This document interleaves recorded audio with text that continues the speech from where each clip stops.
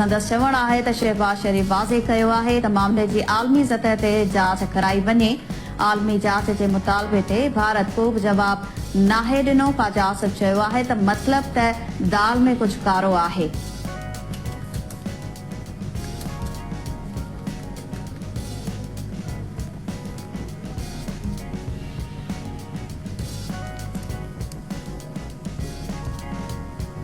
हिक ॿी ख़बर ॾींदासीं। ओघरा मई महीने लाइ LPG जूं क़ीमतूं घटाए छॾियूं आहिनि।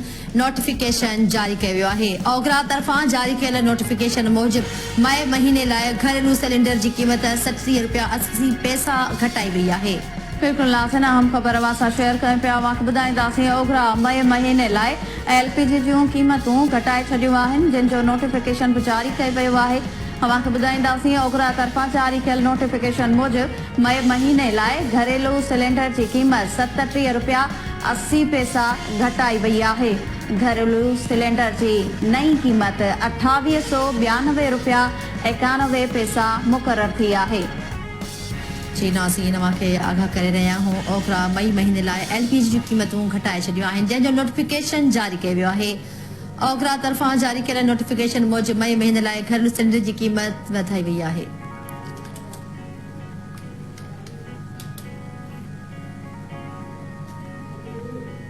ॿी ख़बर शामिल कंदासीं। शाहपुर जानिया में औरत जी ज़मीन ते कब्ज़े ख़िलाफ़ दरख़्वास्त ॿुधणी थी आहे। अदालत SSP नौशरो फिरोज़ खे तलब करे वरितो आहे। बिल्कुलु नाज़रीन, अव्हांखे आगाह कंदासीं। Sindh high court circuit bench Hyderabad में ॿुधणी थी। बाज़ तरजहारन ऐं मैनेजर ते FIR दाख़िल करण ख़िलाफ़ तौहीन अदालत जी दरख़्वास्त ॿुधणी थी आहे। अदालत SSP नौशरो फिरोज़ ते सख़्त कावड़ जो इज़हार कयो। दरख़्वास्त गुज़ारनि खे हिरासां ऐं FIR दाख़िल करण ऐं अदालती हुकुम जी भञगड़ ते SSP नौशरो फिरोज़ 15 मई ते तलब कयो वियो आहे। तफ़सील मालूम कंदासीं। लाइन ते मौजूद आहे इमाम अली भलाई जी। इमाम अली, छा तफ़सील आहे?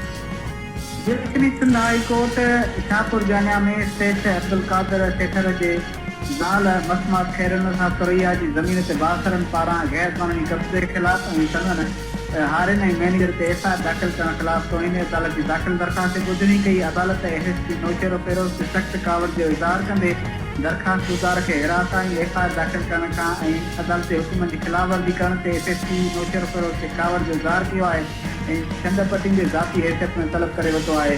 शहीद बेनज़ीराबाद पुलिस PTSP रिपोर्ट पेश कई। सेठर ऐं बोरो पुलिस अमलदार अदालत में पेश थिया। Sindh high court circuit bench Hyderabad जे जस्टिस अरशद हुसैन खान ऐं जस्टिस फयाजुल हसन शाह ते मुश्तमिल डिवीज़नल बेंच में दरख़्वास्त गुज़ार मसमात खैरन सां सुरैया पंहिंजे वकील एडवोकेट इमदाद हैदर सोलगी मरफत दाख़िल कयल दरख़्वास्त तौहीन जी अदालत में मौक़ूफ़ अख़्तियार कयो त Sindh high court circuit bench Hyderabad पारां 14 जनवरी ते ॾिनल फ़ैसिले ख़िलाफ़ लाॻापियल पुलिस पारां तौहीन कई वई आहे। 28 मार्च ते अदालत पारां नवाज़ शाह पुलिस ते हुकुम ॾिनो त दरख़्वास्त गुज़ारनि संदसि हारिन ख़िलाफ़ इंतज़ामी कार्रवाई तौरु कटियल जेके FIR आहिनि उन्हनि खां बि रोकियो ऐं मसमात खैरन सां सुरैया खे तहत फराहम करण जो हुकुम ॾिनो वियो। गुज़िरियल ॿुधणी ते SSP शहीद बेनज़ीराबाद खे हिदायतूं ॾिनियूं वयूं त हू मामले जी जांच करे बाबति अॻ भराई रिपोर्ट पेश करे। जेको SSP वो रिपोर्ट पेश कई, जंहिंते दरख़्वास्त गुज़ार वकील अदालत खे आगाही ॾिनी त नवाज़ शाह पुलिस खां पोइ हाणे नौशरो फिरोज़ पुलिस FIR दाख़िल करे रही आहे, जॾहिं त उनखे बि रोकियो वञे। दरख़्वास्त गुज़ार जे मैनेजर रियाज़ ॿुधियो ते बोरो ऐं सेठर थाणे ते FIR दाख़िल कई वई त हिन हद मां पूरो केस दाख़िल करे उनखे ख़तमु कया वञनि ऐं जॾहिं त केस जेके दाख़िल कया उहे हाणे जेको सिलसिलो आहे मसइलो कयो वियो आहे, जंहिं ते अदालत इन केस बाबति रिमार्क ॾिना आहिनि त SSP नवाज़ शाह ऐं SSP नौशरो फिरोज़ खे पाबंद बनाए रहो। गुज़ारनि संदसि हारिन मैनेजर को फैसले ते केस दाख़िल करण खां हू अदालत खां पहिरीं रिव्यू कंदा पोइ केस दाख़िल कंदा। त अदालत इन केस में रिमार्क ॾिना आहिनि त हिकु ज़िले जी पुलिस कार्रवाई मासार आणंदी आहे त ॿी ज़िले जी पुलिस कार्रवाई करे रही आहे। असुल 13 क्राइम जी दरख़्वास्त गुज़ार खे हिरासत कयो पियो वञे। उन जी वजह जेका आहे